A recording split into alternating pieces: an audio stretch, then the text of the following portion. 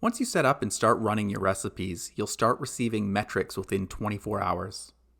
At the dashboard level, context displays the average conversion rate of all currently running recipes, the total number of sessions across all recipes, and the average order value across currently running recipes.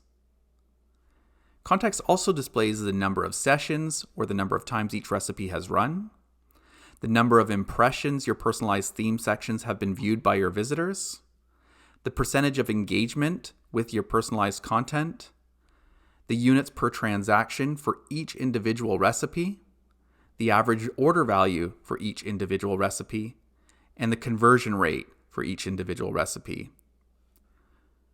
Within a recipe, context displays the number of impressions and percentage of engagement for each individual section.